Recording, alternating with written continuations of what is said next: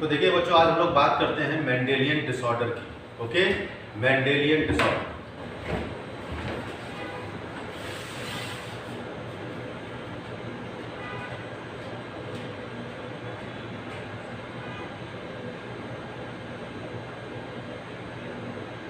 Mendelian disorder. तो देखिए, Mendelian disorder की बात करते हैं। मेंडेलियन डिसऑर्डर में सबसे पहले बीमारी की बात करेंगे हम लोग कलर ब्लाइंडनेस। कलर ब्लाइंडनेस, इसको हम डाल्टोनिज्म भी कहते हैं। और कलर ब्लाइंडनेस कैसी बीमारी होती है? ये जेनेटिक डिसऑर्डर होता है। ठीक है, एक होता है नाइट ब्लाइंडनेस, वो विटामिन डेफिशिएंट डिसऑर्डर होता है, उसे नाइट्रोपिया कहते हैं। ये है कलर ब्लाइंडनेस। ये कैसा डिसऑर्डर है बच्चों? ये एक जेनेटिक डिसऑर्डर है, इसको डाल्टोनिज्म भी कहते हैं। किससे होता है? तो कह सकते हैं it is a sex linked recessive disorder. ये सेक्स लिंक्ड रिसेसिव डिसऑर्डर है। कैसा? तो बोल देते हैं this is a sex linked recessive disorder. ठीक है, और सेक्स लिंक्ड डिसऑर्डर है मतलब इसका जीन कौन से क्रोमोसोम पर प्रेजेंट होता है? तो कहते हैं their gene is present on x chromosome. इसका जीन बच्चों एक्स क्रोमोसोम पर प्रेजेंट होता है। इस बीमारी में होता क्या है? जनरली जो सफरर है वो रेड और ग्रीन लाइट में डिफरेंशिएट नहीं कर पाता।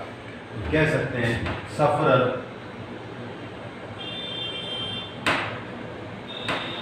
is unable to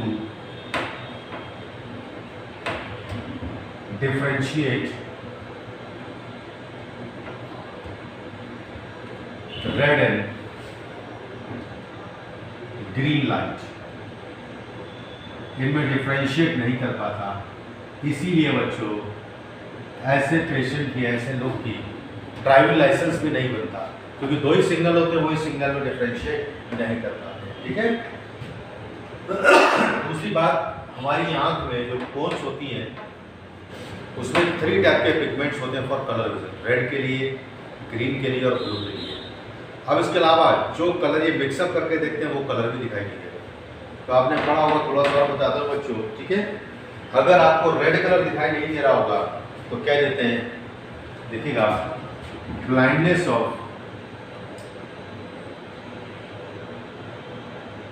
red colour is called protanopia. अगर आपको रेड कलर नहीं दिख रहा है तो इसे हम प्रोटैनोपिया कहते हैं। Blindness of green colour is called deuteranopia. अगर आपको ग्रीन कलर नहीं दिख रहा तो इसे हम ड्यूट्रैनोपिया कहते हैं। Blindness of blue colour is called tritanopia कहते हैं। क्या कहते थे बच्चों? ट्राइटैनोपिया कहते हैं। और इसमें से कोई कलर नहीं दिख रहा तो क्या कहोगे? कोई भी कलर नहीं दिख रहा तो कह सकते हैं blindness of all colour is called anopia. Blindness of all colour is called anopia. ये आपको याद रखना। ठीक है, दूसरी बात मैंने बताया था कि ये इसका जीन एक्स क्रोमोसोम पर प्रेजेंट होता है। और अगर हम मेल की बात करते हैं, इन केस ऑफ मेल केवल एक एक्स क्रोमोसोम प्रेजेंट होता है, दूसरा वाई। और इस एक्स क्रोमोसोम पे इसका जीन प्रेजेंट होगा तो मेल जो है कलर ब्लाइंडनेस से अफेक्टेड होगा, नहीं होगा तो नॉर्मल होगा। तो अगर नहीं है तो नॉर्मल मेल की तरह दिखाई देगा, ये मतलब this behave as a normal male. और अगर इसका जीन इसके ऊपर प्रेजेंट है, ऐसे लिखते हैं, इसका मतलब क्या होता है? सी का मतलब कलर ब्लाइंडनेस वाला जीन एक्स के ऊपर प्रेजेंट है, तो ये मेल कैसा होगा? अफेक्टेड होगा। मेल कभी भी किसी बीमारी के कैरियर नहीं होते। क्यों नहीं होते? अगर सेक्स लिंक्ड डिसऑर्डर है तो उसके कैरियर नहीं होते, क्योंकि जो जीन है वो जनरली एक्स क्रोमोसोम के थ्रू ट्रांसफर होता है। ये तो मेल की बात होगी। अगर हम फीमेल की बच्चों बात करें तो फीमेल में 2 एक्स क्रोमोसोम होते हैं और दोनों में इसका जीन प्रेजेंट नहीं है, तो ये नॉर्मल की तरह काम करेगी। और अगर इसके एक जीन पर कलर ब्लाइंडनेस का जीन प्रेजेंट है क्रोमोसोम पर, तो ये भी नॉर्मल होगी, लेकिन इस बीमारी को अगली जनरेशन में ट्रांसफर कर देगी। तो मतलब इसे कह देते हैं ये कैरियर की तरह काम। फीमेल अफेक्टेड कब होगी? जब दोनों एक्स क्रोमोसोम पर इसका जीन प्रेजेंट होगा, तो ये अफेक्टेड फीमेल होगी। तो इसलिए कहते हैं मेल में केवल एक एक्स क्रोमोसोम प्रेजेंट होता है, इसलिए मेल या तो नॉर्मल होंगे या अफेक्टेड होंगे। फीमेल में 2 एक्स क्रोमोसोम प्रेजेंट होती है, फीमेल बिल्कुल नॉर्मल भी होगी, कैरियर भी हो सकती है और अफेक्टेड भी हो सकती है। ठीक है, इसलिए कह देते हैं सेक्स लिंक्ड रिसेसिव डिसऑर्डर। ठीक है, अब सपोज मैं कोई क्वेश्चन देता हूं, मैंने कह दिया एक नॉर्मल मेल है और फीमेल भी नॉर्मल है, but this act as a carrier of colour blindness. तो बताइए कितने % बच्चे जो है अफेक्टेड पैदा होंगे।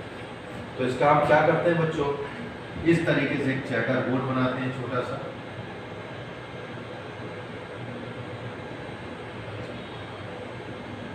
एक के क्रोमोसोम यहाँ लिख देते हैं जी एलीन, इसके तो एलीन होते हैं यहाँ लिख देते हैं।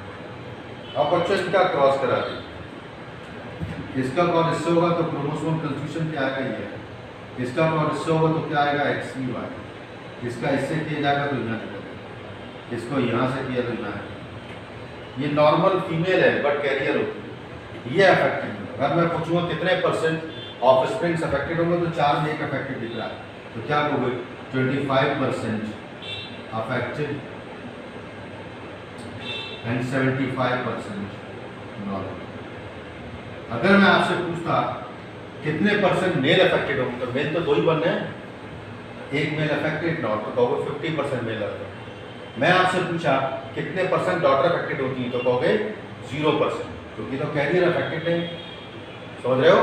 और ऑफस्प्रिंग की बात करें तो चारों इकट्ठा बोलते हैं कि 4 ऑफस्प्रिंग बन गए, तो उसमें 25%। इस तरीके से क्वेश्चंस आते हैं and this is about the colour blindness. ठीक है बच्चों, नेक्स्ट बीमारी की बात करते हैं। दूसरा आता है मेंडेलियन डिसऑर्डर, उसको बोल देते हैं हम हीमोफीलिया।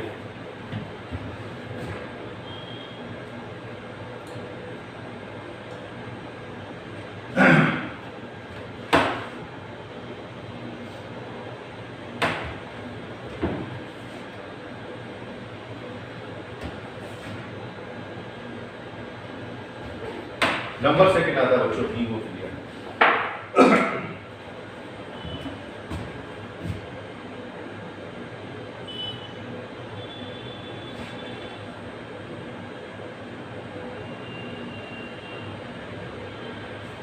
तो देखिए हीमोफीलिया की बात करें हम, ये भी सेक्स लिंक्ड रिसेसिव डिसऑर्डर होता है। कैसा तो कह सकते हैं जैसा सेक्स लिंक्ड रिसेसिव डिसऑर्डर है। ठीक है, मतलब सेक्स क्रोमोसोम के थ्रू ट्रांसफर होता है, इसी को हम क्लासिकल रॉयल डिजीज भी कहते हैं। तो कह सकते हैं ऑल्सो कॉल्ड क्लासिकल और रॉयल डिजीज,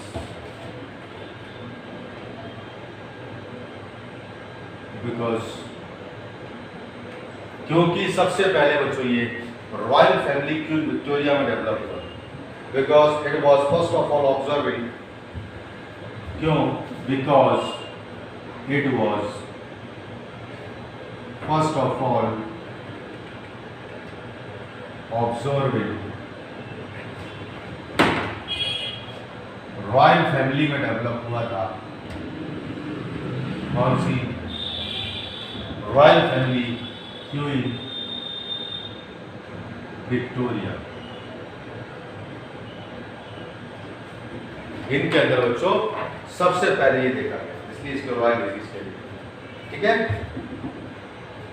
इसमें होता क्या है, इसमें ब्लड क्लॉटिंग का टाइम पीरियड बढ़ जाता है, कुछ घंटों से लेकर के बहुत सारे घंटे तक होता है।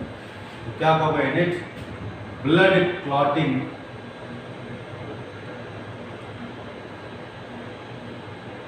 टाइम पीरियड increases,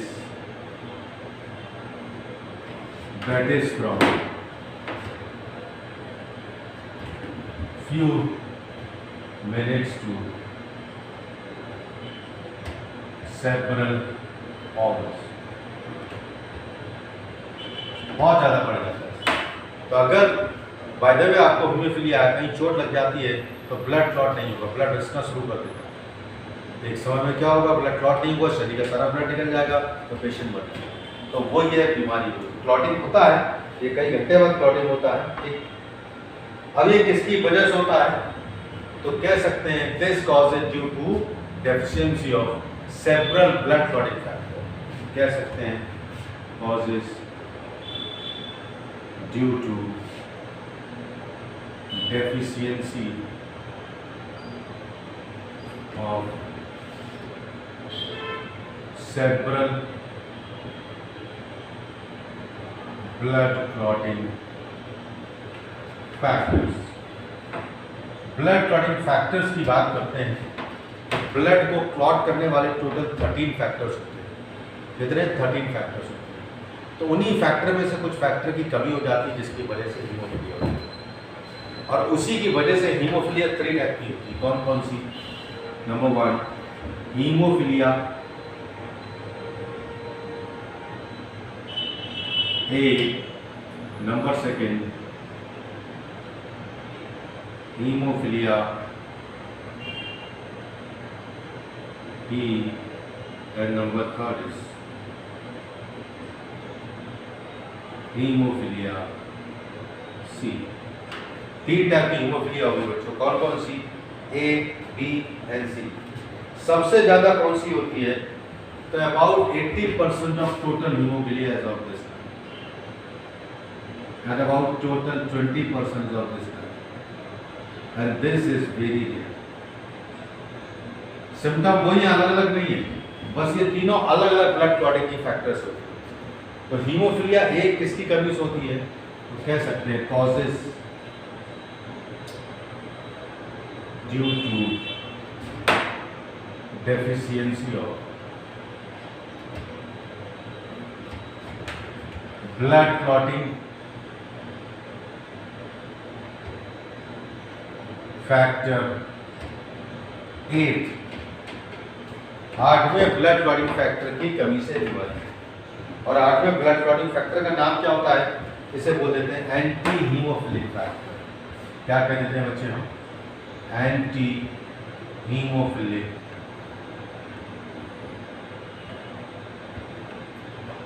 फैक्टर की कमी से बीमारी होती है। कौन सी? हीमोफिलिया। हीमोफिलिया बी की बात करते हैं तो ये बच्चों ब्लड क्लॉटिंग फैक्टर 9 की कमी से होती है, cause due to deficiency of 9th blood clotting factor. और 9th ब्लड क्लॉटिंग फैक्टर का बच्चों नाम क्या होता है? तो बोल देते हैं plasma thromboplastin compound. Plasma thromboplastin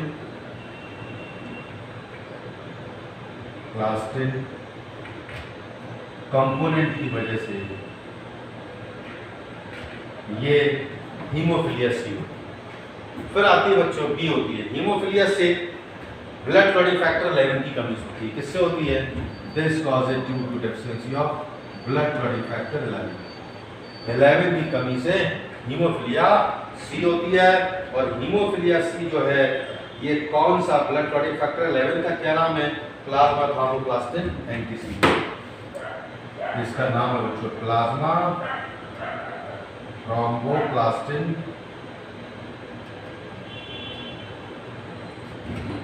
antecedent. इसकी कमी से हीमोफिलिया सी होती है। तो याद रखिएगा ए बी सी हीमोफिलिया एक ही बात है, लेकिन ये 3 में क्यों कैटेगराइज किया गया बच्चों? क्योंकि सबसे ज्यादा 80% ब्लड क्लॉटिंग फैक्टर 8 की कमी होती है, 20% 9 कमी हुई है, वेरी रेयर। सिम्टम तीनों के होते हैं। अब किससे ट्रांसफर होती है? एक्स क्रोमोसोम को ट्रांसफर होती है बच्चों। तो नॉर्मल मेल की बात करते हैं, मेल की बात करूं तो नॉर्मल मेल नॉर्मल होता है या अफेक्टेड होगा? नॉर्मल होगा तो क्रोमोसोमल काउंट क्या होगा? XY। और अगर मेल अफेक्टेड होगा तो X क्रोमोसोम पे इसका जीन प्रेजेंट होगा, H लिख देते हैं, इसे बोलते हैं हीमोफिलिया। ठीक है। फीमेल क्या होती है बच्चे? फीमेल अगर नॉर्मल होगी तो फीमेल के दोनों एक्स क्रोमोसोम नॉर्मल होंगे। अगर नॉर्मल है बट कैरियर है, नॉर्मल है but that female act as a carrier, तो क्या होगा? एक्स क्रोमोसोम पे इसका जीन प्रेजेंट होगा। इसमें सिम्टम नहीं आएंगे लेकिन अगली जनरेशन में ट्रांसफर कर देते हैं उसे कैरियर।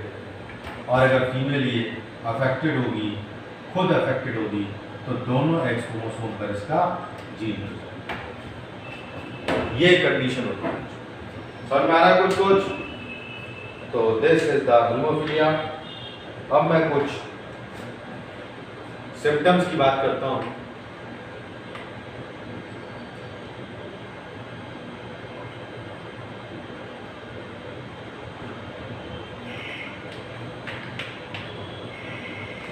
कुछ क्वेश्चन की बात करते हैं, समझ आ गया?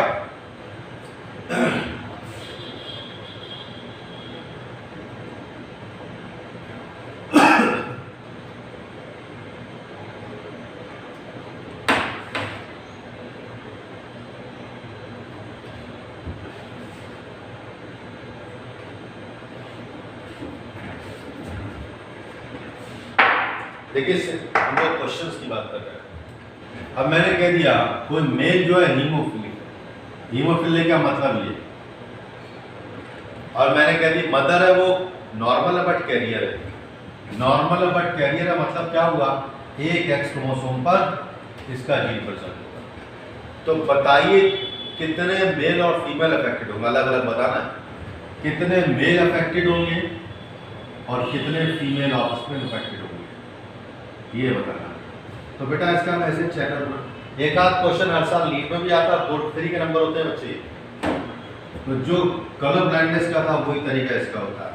ये चेकर बोर्ड बनाते हैं, एक के जीनोटाइप एक तरफ लिखते हैं।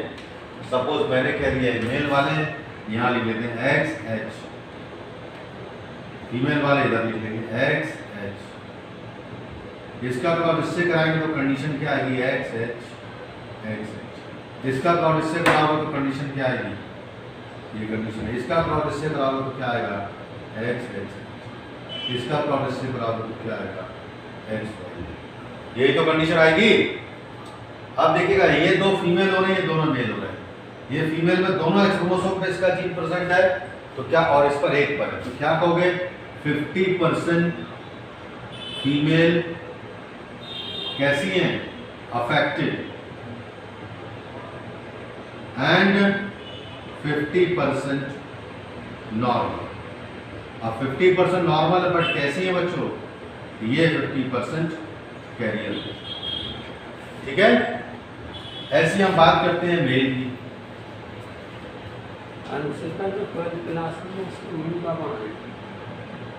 तो बात करें